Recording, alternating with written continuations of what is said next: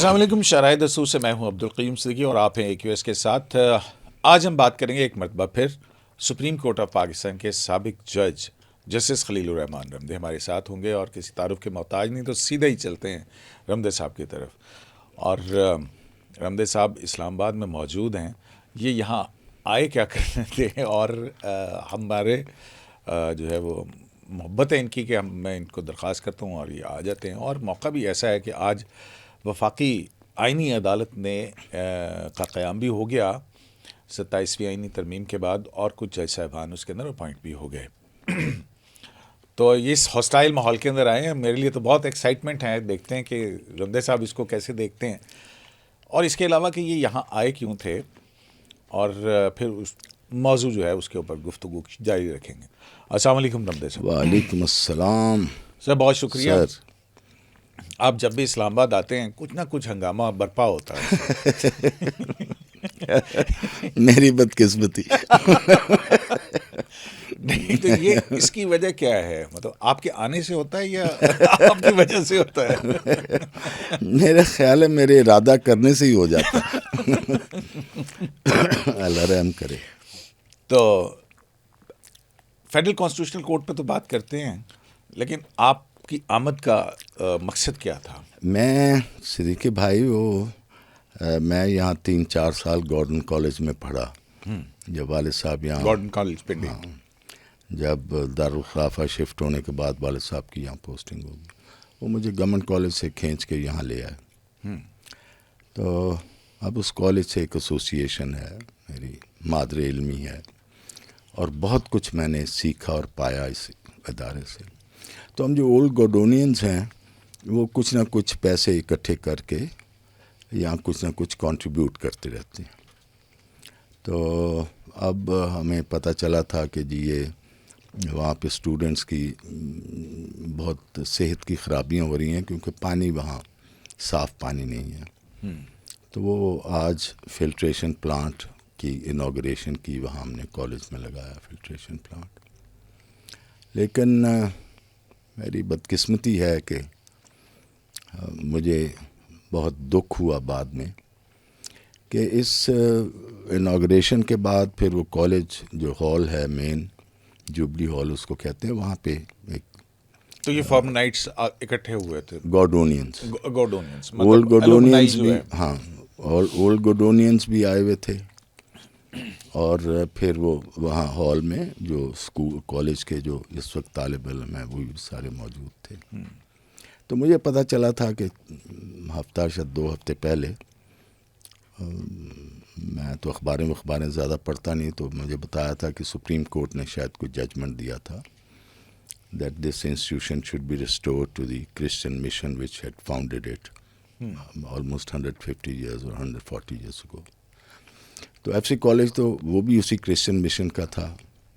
وہ تو اللہ پاک جنرل مشرف کو اجر دے, وہ وہاں کے پڑھے ہوئے تھے تو انہوں نے اپنے زمانے میں وہ ریسٹور کر دیا تھا. میں بھی وہیں سے پڑھا ہوا. آپ بھی وہیں سے پڑھے ہوئے. اور جو حالت ہم نے کر دی تھی نیشنلائزیشن کے زمانے میں کالج سے, اللہ معاف کرے. اب جب ریسٹور ہوا تو وہاں باقی بلڈنگز وغیرہ جو بنی وہ آپ چھوڑ دیجئے. یہ کوئی 7-8 سال 10 سال پہلے کی بات ہے.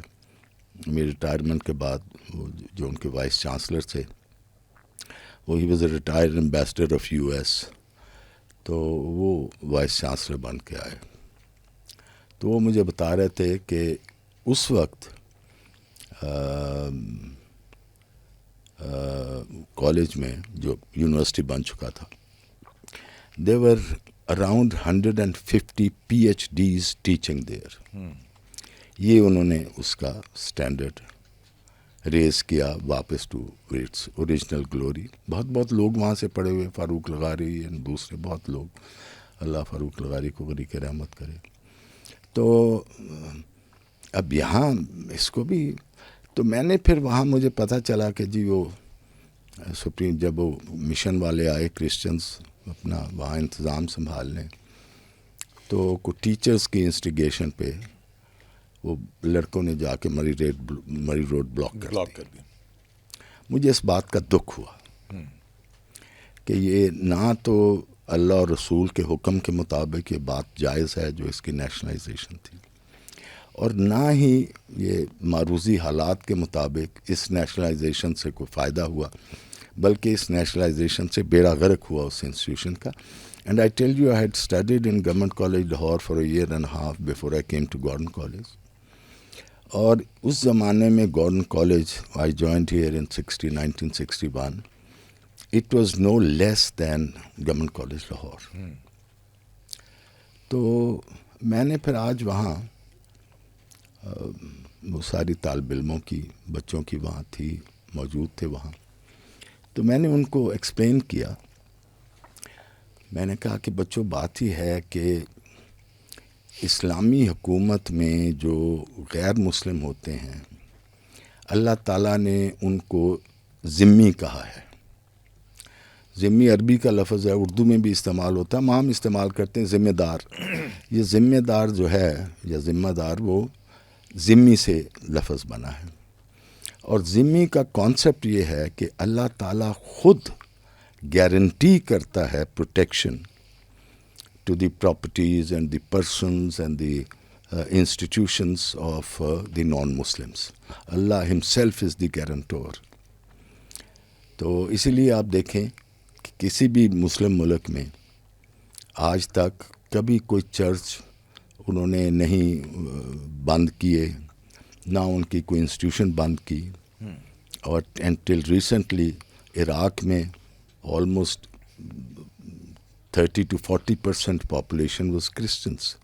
اسی طرح سیریا میں ان کے اسی طرح چرچز، ان کی انسٹیٹیوشنس قائم ہیں.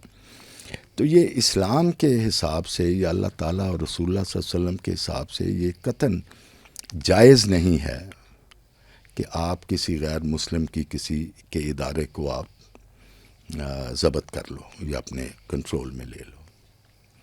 دوسرا پھر میں نے بچوں کو یہ بتایا کہ دیکھیے بھلے وقتوں میں جب میں بھی وہاں 1964 تک رہا کالج میں، تو اس زمانے تک کالج نے بڑے بڑے نامور لوگ پیدا کیے، جس میں ایک تو شوکت عزیز تھے، اللہ ان کو صحت دے، زندگی دے، وزیر اعظم بنے.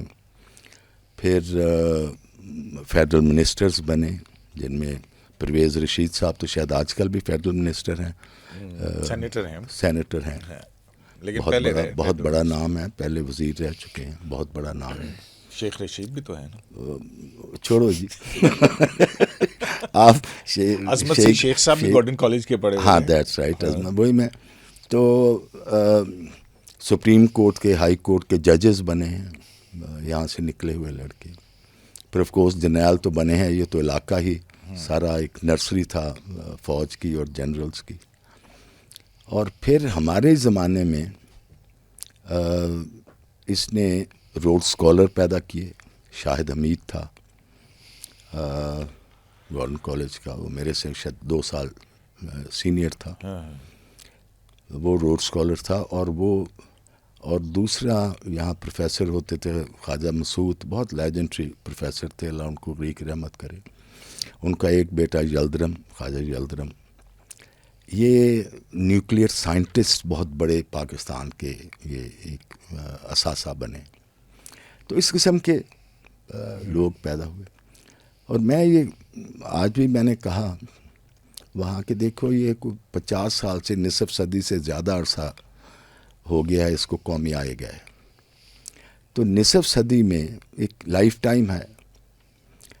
تو میں دیکھ رہا تھا کہ کون سے کوئی بڑے لوگ اس ادارے نے اس 50 سال میں پیدا کیے، اور کون سا ہم نے بہت تیر چلایا اس کو قومی آ کے کہ دیکھیں جی ہم نے کیا یہاں سے پیدا کیے ہیں لوگ. کوئی بھی نہیں. اور پھر میں نے ان سارے بچوں کو، جو ہال کھچا کھچ بھرا ہوا تھا، میں نے کہا کہ میں آپ کے سامنے یہ قرارداد پیش کرتا ہوں کہ اس ادارے کو، اس کے اوریجنل جو بنانے والے تھے، فاؤنڈرز تھے، ان کو واپس کر دینا چاہیے. اور وہ سارے جی طلباء جو تھے انہوں نے اسٹینڈنگ اوویشن دی اور کہا جی کہ بالکل ٹھیک ہے. اچھا جی، سو فار سو گڈ. یہ جب ہوا تو پرنسپل صاحب بیٹھے تھے وہاں میرے سامنے نیچے پہلی قطار میں، اور ساتھ ان کے کوئی پروفیسر صاحبان بھی تھے. وہ اٹھے اور انہوں نے جا کے طلباء کو کہنا شروع کیا کہ چھوڑ دو ہال، چلے جاؤ آپ، اس کو یہاں سے اس بات کو ختم کرو. اور اس سے ظاہر ہے ایک بدمزگی سی پیدا ہوئی. تو مجھے دکھ ہوا کہ ہمارے اساتذہ، بعد میں وہ پرنسپل صاحب آ کے کوئی معذرت بھی کر رہے تھے، کوئی ایکسپلین کر رہے تھے. میں نے کہا دیکھیے اساتذہ کا کام ہوتا ہے بچوں کو سمجھانا اور سیدھا راستہ دکھانا اور ان پہ لگانا. یہ اساتذہ کا کام نہیں کہ آپ بچوں کو الٹے راستے پہ چلائیں. بہرحال مجھے دکھ ہوا، بہت تکلیف ہوئی اس بات کی کہ یہ ہمارے اگر اساتذہ ہمارے کا ان کا یہ حال ہے، جو ماں باپ کی جگہ ہوتے ہیں جنہوں نے بچوں کی کیریکٹر بلڈنگ کرنی ہے، ان کی کیریئر بلڈنگ کرنی ہے، تو پھر اللہ ہی حافظ ہے ہمارا. یہ بہت دکھ ہوا. میں بڑے دکھی دل کے ساتھ یہاں بیٹھا ہوں آپ کے پاس. تو یہ تو ہو گیا آپ کے یہاں آنے کا مقصد، اور آپ نے دیکھ لیا اساتذہ کے والے سے. اساتذہ کا احترام کرنا چاہیے. میرے خیال میں شاید وہ نیشنلائز کیا گیا تو اس کی وجہ سے اگر ڈی نیشنلائز ہوگا تو پھر وہ نوکریوں کے وغیرہ کے مسئلے اور پھر مطلب وہ بیسٹڈ انٹرسٹ ہو سکتا. بس وہ عجیب و غریب باتیں کرتے ہیں. بہرحال ہاں. وفاقی آئینی عدالت، ہاں 27ویں آئینی ترمیم ہو گئی. کیسے دیکھتے ہیں؟ بہت ایسے ہی دیکھتا ہوں انہی آنکھوں سے. انہی آنکھوں سے کیا دیکھ رہے ہیں؟ عبدالقیوم صدیقی، میں آپ کو ایک بات بتا دوں، جو میں کہنا چاہتا ہوں وہ میں کہنا نہیں چاہتا، اچھا. اور میں جو نہیں کہنا چاہتا وہ بھی میں نہیں کہنا چاہتا. ہاں، اس لیے آپ آگے چلیں. آگے تو بالکل چلتے ہیں، لیکن آپ کہنا کیا نہیں چاہتے؟ میں وہ کیسے بتاؤں، کہوں کہ جو میں کہنا نہیں چاہتا کیسے میں آپ کو کہوں؟ آپ بہت شرارتی ہو گئے ہیں جب سے میں گیا ہوں یہاں سے. نہیں دیکھیں نا، آپ کا انسٹیٹیوشن ہے. منصور علی شاہ صاحب نے کہا کہ یہ جو آئین پر حملہ ہے اور ٹکڑے ٹکڑے ہیں اور یہ اس طرح کی باتیں، اور پھر احمد فراز کی نظمیں، اور جناب دیکھیے وہ انقلابی قسم کے دنیا جج، کے واقعی انقلابی ہوتا ہے کیا ہوتا ہے میری جج؟ نالج کے مطابق، I could be absolutely wrong, 2 یا 3 ملکوں میں دنیا کے کانسٹیٹیوشنل کورٹس ہیں بنی ہوئی. ان میں سے ایک ساؤتھ افریقہ ہے اور اس کا ایک برازیل ہے. ترکیہ کے اندر بھی ہے. ترکیہ میں شد جی. تو 2008 میں جب ہم نوکری سے نکلے ہوئے تھے اور نظر بند بھی تھے، تو اس وقت برازیل کے ایک سپریم کورٹ کے جج صاحب آئے ہوئے تھے، اور میں نے وہ آئے مجھے ملنے کے لیے. تو میں ان سے پوچھ رہا تھا کہ how is your experience with this constitutional court. اس نے کہا کہ صاحب بہت کنفیوژن ہے، کیونکہ کوئی بھی معاملہ جو سپریم کورٹ تک پہنچتا ہے وہ ایسا نہیں ہوتا جس میں کانسٹیٹیوشن کا کچھ نہ کچھ انوالومنٹ نہ ہو. تو نہ کانسٹیٹیوشنل کورٹ والوں کو ابھی تک سمجھ آ رہی ہے کہ ان کی جورسڈکشن کیا ہے، اور نہ سپریم کورٹ کو سمجھ آ رہی ہے کہ ان کی جورسڈکشن کیا ہے. تو بہرحال ایک تجربہ ہے جو انہوں نے کیا. تو وہ جو پہلے کنفیوژن تھی کانسٹیٹیوشنل بینچ سے اور کی وجہ سے اور ریگولر بینچ کی وجہ سے، وہ تو اب دور ہو گئی. اب تو آ گیا. وہ پہلے تو بہت کنفیوزنگ سچویشن تھی جو ڈرافٹ آیا تھا اس کا، یا اس سے پہلے جو 26th امینڈمنٹ میں آئی تھی کہ کانسٹیٹیوشنل بینچ ہوگا، وہ تو سراسر کنفیوژن تھی. لیکن اب کچھ کلیئرٹی آ گئی ہے. اب دیکھیں کیسے چلتا ہے آگے. تو آپ کے خیال میں ایکسپیرئنس. ہاں، تو کانسٹیٹیوشنل کورٹ ہے تو یہاں پہ کرائیٹیریا کیا ہونا چاہیے ویسے اپوائنٹمنٹس کا؟ دیکھیے کانسٹیٹیوشن کرائیٹیریا تو جو ہے وہ آپ کے آرٹیکل 175A میں لکھا ہوا ہے. To my absolute dislike, یہ جو اس وقت 18ویں ترمیم آئی تھی 2010 میں یا اس سے پہلے، اپریل 2018 میں آئی تھی جی، جس میں انہوں نے یہ ججز کے اپوائنٹمنٹ کا طریقہ کار تبدیل کر دیا تھا. جوڈیشل کمیشن جج، جوڈیشل وہ پارلیمنٹری کمیشن کمیٹی بنایا آ گئی تھی اور وہ اس میں اب وہ جوڈیشل کمیشن میرے حساب سے تو ٹھیک نہیں تھا. جو پہلا ایک سلسلہ تھا ہائی کورٹ کے ججز کے اور سپریم کورٹ کے ججز کے اپوائنٹمنٹ کا، جو سن 1860-61 سے چل رہا تھا، وہ تو ون مین رول تھا نا جی. اس میں نہیں ون مین رول نہیں تھا. یہ ایسے ہی آپ پروپیگنڈا کرتے ہیں اپنے جس اور صدیقی صاحب بات نہیں بالکل نہیں تھا. دیکھا یہاں سی ایل ایم کے جج جو ہیں وہ ایک چیمبر سے لگ رہے ہیں. نہیں بالکل نہیں تھا. بات سن لیں آپ بہت جذباتی ہو جاتے ہیں. بات یہ ہے کہ اس میں یہ ایسی ایک غلط امپریشن تھا کہ وہ ون مین امپائر تھی. دیکھیے اس میں کیا تھا سسٹم کہ اگر ہائی کورٹ کے کسی جج کی اپوائنٹمنٹ ہے تو وہ چیف جسٹس ہائی کورٹ کا اس کو ریکمینڈ کرتا تھا نام، ایک یا دو یا جتنے بھی ضرورت ہوتے تھے. اور چیف جسٹس ہائی کورٹ سے بہتر کون جانتا ہے وکلاء صاحبان کو کہ کون کتنے پانی میں ہے اور کون کیا ڈیزرو کرتا ہے. وہ پھر معاملہ جاتا تھا ایگزیکٹو کے پاس. جب چیف منسٹر وغیرہ نہیں ہوتے تھے تو گورنر کے پاس جاتا تھا. بعد میں جب ہمارا کانسٹیٹیوشن بن گیا تو چیف منسٹر کے پاس جاتا تھا. پھر ایگزیکٹو پروونشل ایگزیکٹو اس کو کنسیڈر کرتی تھی اس نام کو. وہ پھر کنسیڈر کر کے chief minister would advise the governor کہ جی یہ نام. پھر گورنر اس کو ریکمنڈیشنز کو بھیج دیتا تھا چیف جسٹس آف پاکستان کے پاس. پھر وہ کنسیڈر کرتا تھا ان ناموں کو کہ ان میں سے کون سا. ظاہر ہے وہ وکلاء جو تھے وہ سپریم کورٹ میں بھی پیش ہوتے تھے، اور اگر کوئی ماتحت عدلیہ سے کوئی جج صاحبان تھے اس لسٹ میں تو وہ ان کو بھی جانتے ہوتے تھے، روز ان کے ججمنٹس دیکھتے تھے. چیف جسٹس پھر اپنی رائے دیتا تھا پاکستان کا. پھر وہ جاتا تھا منسٹری آف لاء کے پاس اور پھر وزیر اعظم کے پاس. وہاں پھر وہ اپنے اینگل سے دیکھتے تھے اور پھر فائنلی صدر صاحب اس کو اپوائنٹ کر دیتے. لیکن 96 کے بعد سے دیکھو کیا ہوا، صدیقی عدلیہ نے دیکھو آہستہ آہستہ اس پروسیس کو ختم کیا. بالکل نہیں ختم. چیف جسٹس کی اوپینین کو بائنڈنگ قرار دیا. نہیں میں بتا پھر جو ہے وہ سارے اختیارات جو ہیں وہ صدیقی صاحب وزیر اعظم وہ سر بات تو سنیں جو ہے وہ نمائشی رہ گئے. وہ سر بات تو سنیں، کوئی نمائشی نہیں رہ گیا. پھر پارلیمنٹری اوورسائٹ کے لیے آیا آپ کے سپریم کورٹ نے کہا کہ پارلیمنٹ کو بالکل نکال ہی دو اس کے. وہ بھی ٹھیک کہا. ساری دنیا کے اندر میں بتاتا ہوں ساری دنیا میں پارلیمنٹ جو ہے وہ ججز. آپ مجھے بتا دو کہ آپ کی پارلیمنٹ کا کون سا ممبر ساری دنیا کے پارلیمنٹ کے ممبرز کے برابر ہے. Look at the senators of the U S and look at the parliaments of other country. میں کچھ کہنا نہیں چاہتا لیکن آپ سن لیجیے. دیکھیے بات جس کو منتخب کریں گے سن لو بھائی سن لو جج کا انتخاب تو وہ بات سن لو. بات یہ ہے کہ ہم اس میں خرابیاں خود پیدا کرنا چاہتے ہیں. میں نے خود دیکھا اپنے زمانے میں کہ کوئی ایک دو وکلاء صاحبان تھے، ان کا کسی ہائی کورٹ کے چیف جسٹس نے یا سپریم کورٹ کسی نے اس کا نام ان کا ریکمینڈ نہیں کیا تھا.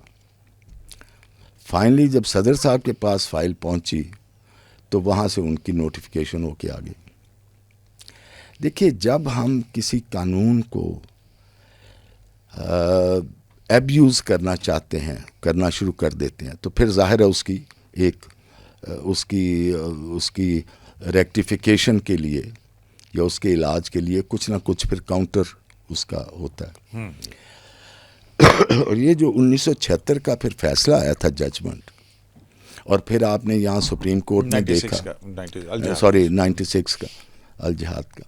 اب یہ دیکھیے کہ یہاں سپریم کورٹ میں کیا ہوا کہ 700 جان جیسے ہیرے، میاں اجمل میاں جیسے ہیرے، اور وہ تیسرے کون تھے، چوئی صاحب، وہ نام میرے ذہن سے نکل گیا. وہ 3 سینئر ججز کو سپرسیڈ کر کے ایک چوتھے 5ویں نمبر کے جج کو چیف جسٹس بنا دیا آپ نے سپریم کورٹ کا. اسی طرح آپ نے 75 میں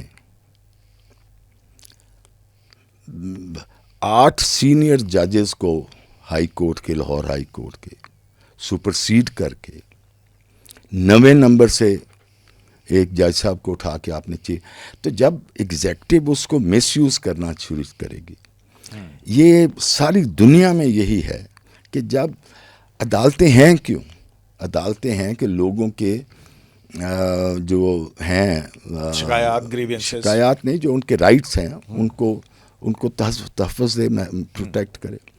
اور جوڈیشری جو ہے وہ کسی بھی عوام کا، ملک کا وہ سب سے زیادہ محافظ ادارہ ہوتا ہے، یہ ہونا چاہیے. بالکل ہونا ٹھیک چاہیے. ہے. تو جب آپ اس کے ساتھ میس اراؤنڈ کرنا شروع کرتے ہیں تو پھر جس طرح آپ اپنے پاؤں پھیلاتے ہیں ایک غلط سمت میں، تو پھر جوڈیشری کو جو محافظ ہے، کسٹوڈین ہے، گارڈین ہے، ان کو اپنے ہاتھ پھیلانے پڑتے ہیں. اور یہ جو 1996 کا جو ججز کیس تھا وہ جب آیا، جس میں پھر یہ ساری بات. اچھا، آپ اب لاہور ہائی کورٹ میں ایک پرماننٹ ویکینسی ہے چیف جسٹس کی.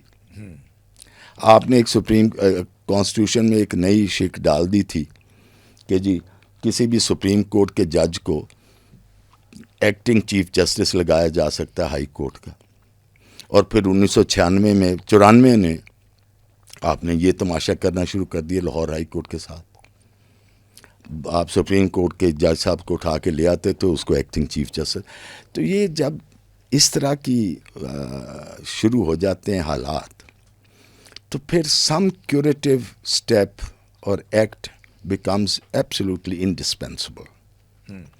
اور یہ جو ججز کیس آیا تھا یہ اسی کے لیے آیا تھا. انہوں نے کہا کہ اگر پرماننٹ ججمنٹ دی تھی 102 جج نکال دیے تھے. وہ جج انوار الحق صاحب جیسے ججز وہ جج تھے. آپ مجھے دیانتداری سے بتا دیں، آپ کو اپنی ریش مبارک کی قسم بتا دیں کہ وہ جج تھے، کسی جج کا. اور انہوں نے جو ان میں سے کچھ جج صاحبان تھے جنہوں نے غلطی کر لی تھی، ہر انسان سے ہو جاتی ہے. اور ان کا میں نے کئی دفعہ کہا، یہاں آپ کے سامنے کہا ہے، میں عدالت میں بھی کہتا تھا اس وقت کہ ان میں سے انوار الحق تھا، مثلا مولوی انوار الحق تھا، بہت اچھا جج تھا. ملتان سے خالد الوی تھا، بہت اچھا جج تھا، very competent, very upright, very correct جج. اسی طرح اپنے ہمارے ناروال سے انوار الحق پنو تھے، وہ میرے پاس ہائی کورٹ میں پیش ہوا کرتے تھے. And I always thought that he was the جج material, very competent, very correct. اسی طرح ہمارے احتشام قادر تھا، بہت اچھا جج تھا. لیکن وہ جب ایک آپ کو کوئی کریکٹیو میجر لینا پڑتا ہے، جب آپ کو آپریشن کرنا پڑتا ہے، تو اس آپریشن میں چھوٹی موٹی کوئی نروز، کوئی آرٹریز ادھر ادھر وہ قربان ہو جاتی ہیں. سر دیکھیں، چھوٹی موٹی تو چھوڑ دیں، ہم یہاں پہ ہم خیال بینچز بنتے تھے ججز کے. آپ دیکھ لیں پاناما سے شروع ہو جائیں، آپ ایک مخصوص ہم خیال ججز جو ہیں، اب میں نہیں کسی کا نام لینا چاہتا، میں کہتا ہوں کہ وہ ٹھیک بات جو ہے وہ رہے، مناسب نہیں ہے. ہاں، تو وہی پاناما کے بینچ میں بھی تھے، وہی پرائم منسٹر کو ڈسکوالیفائی کرنے کے بینچ میں بھی ہیں، وہی پارٹی ہیڈ کو ڈسکوالیفائی کرنے کے بینچ میں بھی ہیں، وہی چیف جسٹس کی ذات کے اندر جو ہے وہ تمام اختیارات دینے کی بھی ہیں، وہی جو ہیں وہ 63A کے اندر آئین ری رائٹ کر دیتے ہیں، وہی 62(1)F کے تحت تاحیات نااہلیاں کر دیتے ہیں. تو پھر جوڈیشل اوور ریچ تو بہت زیادہ ہو گئی تھی. ایگزیکٹو کو بھی یرغمال بنا لو، لیجسلیشن، پریکٹس اینڈ پروسیجر، قانون آنے سے پہلے اس کو سٹے کر دو. تو یہ بھی تو جوڈیشری کی سارے ججز جو 1915 آنورڈ جو چیف جسٹسز بنے یا جن کو آپ ہم خیال ججز کہہ رہے ہیں، وہ سارے میرے چھوٹے بھائی ہیں، بہت قابل احترام ہیں. لیکن بات یہ ہے کہ اگر کوئی شخص even if he is a judge, judges are also human beings. They are not angels. They are not faultless. تو ان سے بھی غلطیاں ہو جاتی. لیکن اگر چند ججز فرض کر لیجئے لوگوں کے حساب سے، انہوں نے کوئی اچھا قدم نہیں کیا تھا جو کام کیے سن 2015 کے بعد، تو اس کا مطلب ہے کہ آپ سارا سسٹم ہی آپ اڑا دیں. ٹھیک ہے نا. آپ کو شرمندہ ہونا چاہیے تھا کہ یہ جو پھر ہماری اپوائنٹمنٹ جو ہم نے کی تھی اس میں ہم غلطی کھا گئے تھے, غلطی کر گئے تھے. تو میں کوئی نام نہیں لینا چاہتا. یہی جو 150 سال سے سسٹم چلا آ رہا تھا اپوائنٹمنٹ آف ججز کا, اس میں آپ نے کرنیلیس بھی دیکھا, اس میں آپ نے کیکاؤس بھی دیکھا, آپ نے حمود الرحمان بھی دیکھا, اس میں آپ نے بہت بڑے بڑے جگادری ججز دیکھے. غلام صفدر شاہ بھی دیکھا آپ نے, اس میں آپ نے دراب پٹیل بھی دیکھا, آپ نے عبدالحلیم خان بھی دیکھا. تو یہ سارے ججز, میں کسی کو کچھ سنگل آؤٹ نہیں کر رہا, ان کے علاوہ بھی بہت بڑے شفیع رحمان ان میں دیکھا آپ نے, تو 700 جان, آپ میاں اجمل, یہ بہت بڑے نامور ججز تھے. تو فیڈرل کانسٹیٹیوشنل کورٹ سے جو ہے وہ آپ کو کریکشن کی طرف ہم جاتے نظر آتے ہیں؟ مجھے نہیں پتا. یہ تو جب یہ دیکھو نا, آپ ایک نیا میکنزم لاتے ہیں, تو it's only when you work that mechanism for some time that you can identify the pros or the cons or the defects or the good points of that system. Let it work. پھر ہم بات کریں گے انشاءاللہ. اگر میری زندگی رہی تو میں آپ سے میں بات کروں گا, نہیں تو میرے جیسا کوئی اور مل جائے گا. اللہ نہ کرے میرے جیسا کوئی ملے. رمدی صاحب, یہ جو ایک اور بڑا مسئلہ ہے, آپ جج رہے ہیں, آپ نے بھی بڑے کرپشن کے کیسز دیکھے ہوں گے. مجھے یاد ہے آپ نے ایک مرتبہ جو ہے وہ بیٹھے ہوئے بینچ کے اوپر آپ نے کہا کہ یار جج سب سے بڑی مشکل میں ہوتا ہے کہ اس کو 2 جھوٹوں میں سے سچ تلاش کرنا پڑتا ہے. اور پھر کرپشن کے کیسز, اور پھر وہ تو بہت ہی زیادہ آپ کو پتہ ہے کافی برنگیخت ہوتے تھے آپ اس میں. یہ کرپشن کیسے ختم ہوگی؟ میں اس کی طرف آتا ہوں. میں ایک اور بات آپ کو جج کی تکالیف میں بتاؤں آپ. ہاں, یہ مجھے کوئی ہائی کورٹ کا جج بنے کو 4-5 سال گزرے تھے, میرا 1992-93 کی بات ہوگی. تو مجھے بہت کمزوری میں بڑا تکڑا جوان ہوں, ببر شیر ہوں ماشاءاللہ. تو even at 80 today I am healthier and stronger than even you ہیں. تو مجھے بہت کمزوری میں کا پتہ نہیں کوئی لیور پیک اپ کر گیا, پتہ نہیں کیا ہو گیا. تو میں, اللہ ان کو خوش رکھے, کنگ ایڈورڈ میڈیکل کالج کے پرنسپل تھے ڈاکٹر محمود, بہت ٹاپ کے تھے فزیشین. تو میں ان کے پاس چلا گیا, میں ان کو بتایا, میں کہ میں تو بڑا ویک, میں کمزوری محسوس ہوتی ہے مجھے. تو کہتا ہے وہ تو میں تمہاری مشکل حل کرتا ہوں بعد میں, پہلے یہ مجھے بتاؤ یہ ججی کتنا مشکل کام ہے. میں نے کہا ڈاکٹر صاحب میں آپ کے شعبہ کی مثال دیتا ہوں. فرض کر لیجیے ایک بندہ آتا ہے, میں آتا ہوں آپ کے پاس, درد ہو رہا ہے میرے سر میں یا سینے میں, اور میں آپ کو وہاں حلف اٹھا کے کہتا ہوں جی میرے گٹے میں درد ہو رہا ہے. پھر آپ بھیجتے ہیں مجھے مختلف ٹیسٹ کے لیے کہ ایکس رے کراؤ, فلاں کراؤ, بلڈ ٹیسٹ کراؤ, فلاں ٹیسٹ کراؤ, اور آپ قسم کھا سکتے ہوں کہ یہ جتنے رزلٹ آئے ہیں یہ جھوٹے ہیں, یہ غلط ہیں. تو اس کے بعد if you have to diagnose the correct disease اور دی ایکچوئل ڈیزیز, تو کتنا مشکل کا. کہتا میں کیسے پھر وہ کر سکتا ہوں ڈائگنوز.